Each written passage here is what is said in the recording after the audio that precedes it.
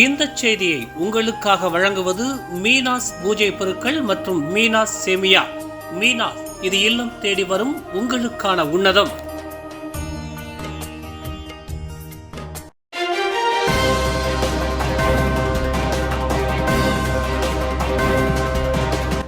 வணக்கம். திசைகளின் 10 மணி செய்திகள். மலாய்க்காரர்களுக்கும் இஸ்லாத்திற்கும் என்றுமே துரோகம் இழைத்தது கிடையாது. பிரதமர் டத்தோஸ்ரீ அன்வார் திட்டவட்டம். பிரதமர் என்ற முறையில் நாட்டிற்கு தலைமையேற்ற இந்த 8 மாத காலகட்டத்தில் மலாய்க்காரர்களுக்கும் இஸ்லாத்திற்கும் தாம் என்றுமே துரோகம் இழைத்தது கிடையாது என்று பிரதமர் டத்தோஸ்ரீ அன்வார் இப்ராஹிம் இன்று திட்டவட்டமாக தெரிவித்துள்ளார்.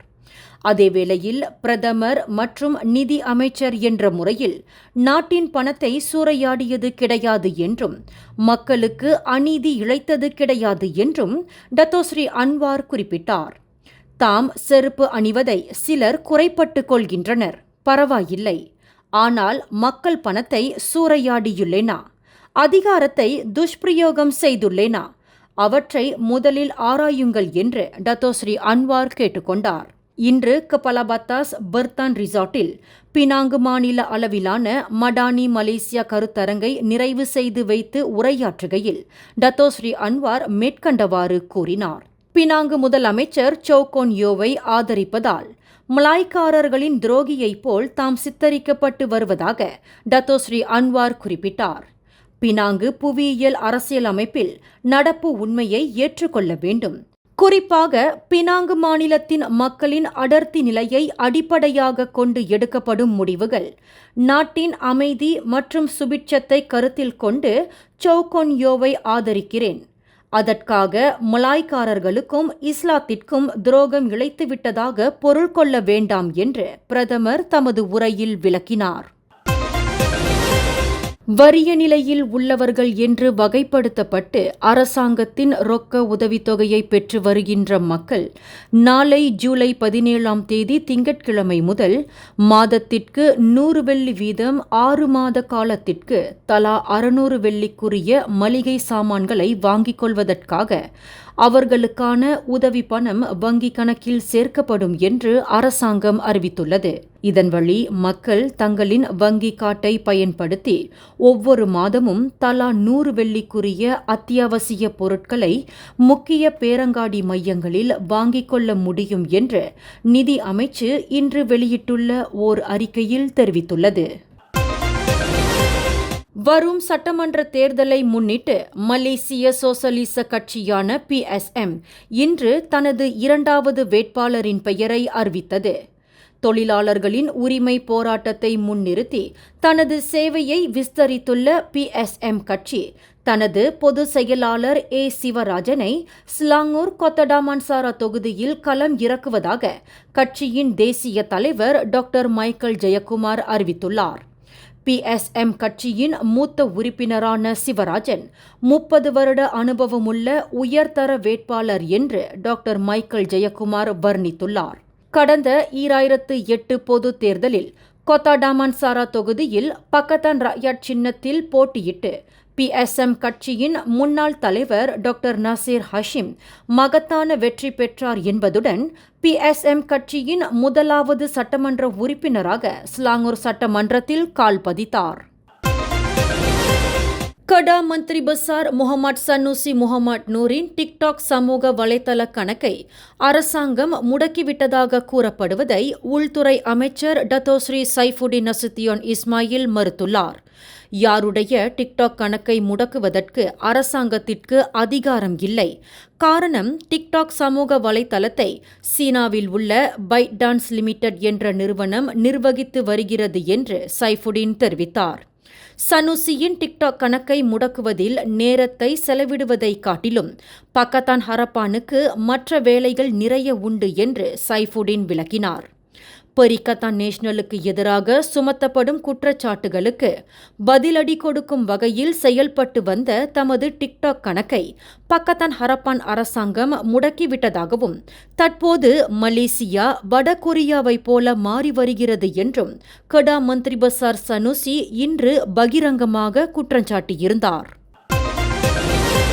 டிவெட் எனப்படும் தொழில்நுட்ப தொழில் பயிற்சி கல்வியில் பட்டம் பெற்றவர்களுக்கு குறைந்தபட்ச சம்பளம் 2000 வெள்ளியாக நிர்ணயிக்கப்பட வேண்டும் என்ற புதிய கொள்கையை வகுக்குமாறு துணை பிரதமர் டத்தோஸ்ரீ அஹ்மத் ஜஹீர் ஹமிடி இன்று அரசாங்கத்திற்கு பரிந்துரை செய்துள்ளார். டிவெட் பட்டதாரிகள் திறன் பயிற்சியை நிறைவு செய்த தொழிலாளர்கள் ஆவர். எனவே அவர்களுக்கு குறைந்தபட்ச சம்பளமாக 2000 வெள்ளி நிர்ணயிக்கப்படுவது ஏற்புடையது மட்டுமல்ல, நியாயமானதும் கூட என்று மலேசிய டிவெட் மன்றத்தின் தலைவருமான டத்தோஸ்ரீ அஹ்மத் ஜஹீர் தெரிவித்தார்.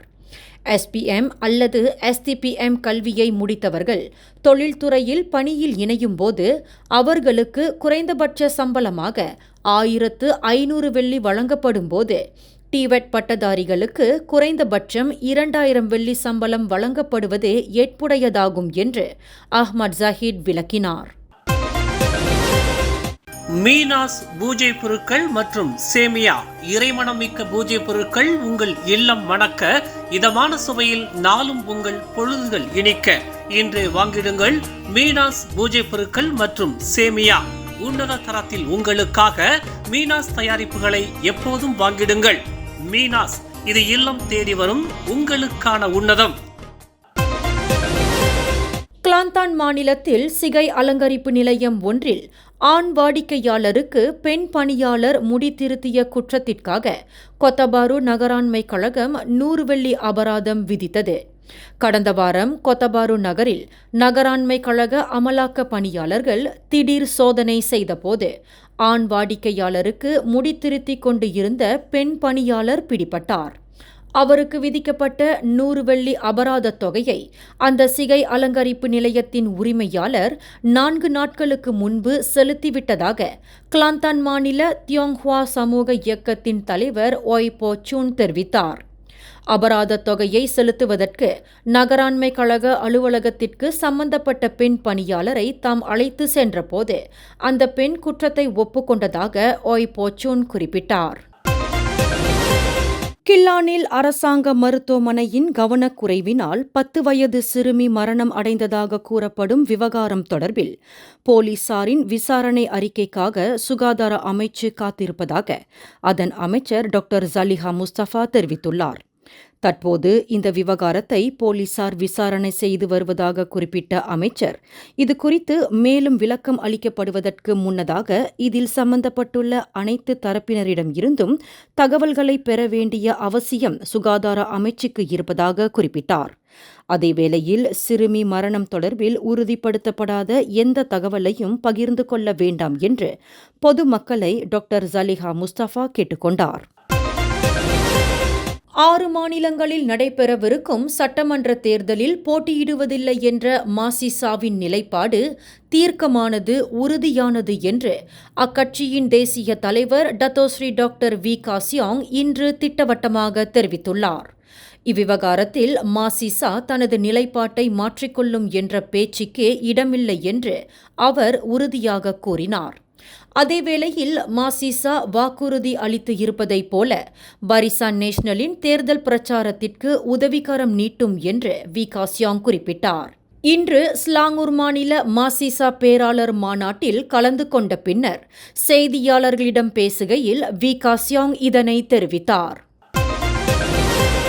தமது வலதுபுற தோள்பட்டையில் ஏற்பட்டுள்ள வலியினால் மேன்மை தங்கிய ஜொஹூர் சுல்தான் இப்ராஹிம் சுல்தான் இஸ்கண்டார் இன்னும் 2 தினங்களில் அறுவை சிகிச்சை செய்து கொள்ளவிருக்கிறார். சுல்தானின் தோள்பட்டையில் ஏற்பட்ட பழைய காயத்திற்கு வரும் ஜூலை 18ஆம் தேதி செவ்வாய்க்கிழமை டமான்சரா நிபுணத்துவ மருத்துவமனையில் சிகிச்சை செய்து கொள்ளவிருக்கிறார் என்று ஜொஹூர் அரச பரிபாலன மன்றத்தின் தலைவர் டாக்டர் அப்துல் ரஹீம் ரம்லி தெரிவித்தார். சிகிச்சைக்கு தாம் செல்லவிருக்கும் இந்நிலையில் தமது உடல்நிலை குறித்து மக்கள் கவலை கொள்ள வேண்டாம் என்றும் இறைவன் காப்பான் என்றும் சுல்தான் இப்ராஹிம் தெரிவித்துள்ளதாக டாக்டர் அப்துல் ரஹீம் குறிப்பிட்டார். வயது குறைந்த பெண்ணை காருக்குள் பாலியல் பலாத்காரம் புரிந்ததாக தந்தையும் வளர்ப்பு மகனும் மூவார் செஷன்ஸ் நீதிமன்றத்தில் இன்று குற்றஞ்சாட்டப்பட்டனர்.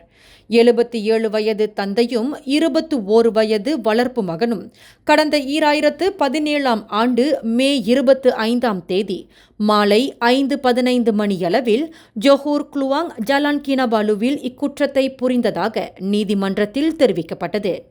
நீதிபதி அபுபக்கர் மானார் முன்னிலையில் நிறுத்தப்பட்ட தந்தையும் மகனும் தங்களுக்கு எதிரான குற்றச்சாட்டை மறுத்து விசாரணை கோரினர்.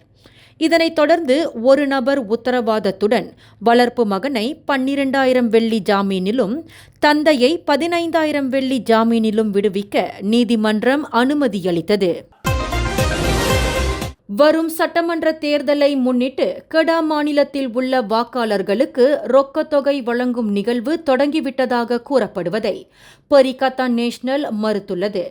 பர்சத்து கட்சியின் உறுப்பினரான தமது தாயாருக்கு 50 வெள்ளி ரொக்கம் வைக்கப்பட்ட கடித உரை வழங்கப்பட்டதாகவும் பரிகத்தான் நேஷனலுக்கு வாக்களிக்கும்படி கேட்டுக்கொள்ளப்பட்டதாகவும் சமூக வலைதளவாசி ஒருவர் தமது முகநூலில் பதிவிறக்கம் செய்யப்பட்டது தொடர்பில் கருத்துரைக்கையில் பரிகத்தான் நேஷனலின் கெடா மாநில தகவல் பிரிவு தலைவர் கைருல் அன்வார் ரம்லி மறுத்துள்ளார். தேர்தல் பிரச்சாரமே இன்னும் தொடங்கப்படாத நிலையில் அத்தொகை எவ்வாறு வழங்கப்பட்டிருக்க முடியும் என்று அவர் கேள்வி எழுப்பினார்.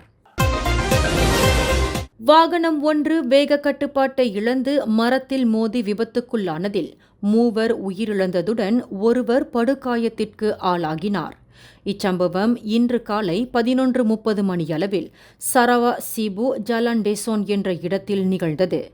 இதில் 27, 32 வயதுடைய 2 ஆடவர்களும் ஒரு பெண்ணும் உயிரிழந்ததாக சிபு தீயணைப்பு மீட்பு படை நிலைய தலைவர் அண்டலி அலி தெரிவித்தார். 23 வயதுடைய மேலும் ஓர் ஆடவர் கடும் காயங்களுடன் சிபு மருத்துவமனையில் சேர்க்கப்பட்டுள்ளதாக அவர் குறிப்பிட்டார். திசைகள் வார இதழில் முழு நேரமாகவும் பகுதி நேரமாகவும் பணியாற்றுவதற்கு கெடா, பினாங்கு, பேரா, நகரி சிம்பிலான், மலாக்கா, ஜொஹூர் ஆகிய மாநிலங்களிலிருந்து நிருபர்கள் வரவேற்கப்படுகின்றனர். ஆர்வம் உள்ளவர்கள் தங்களின் கல்வி தகுதியுடன் திசைகள் நிர்வாகத்துடன் தொடர்பு கொள்ளலாம். இந்த செய்தியை உங்களுக்காக வழங்கியது மீனாஸ் பூஜை பொருட்கள் மற்றும் மீனாஸ் செமியா. மீனாஸ், இது இல்லம் தேடி வரும் உங்களுக்கான உன்னதம்.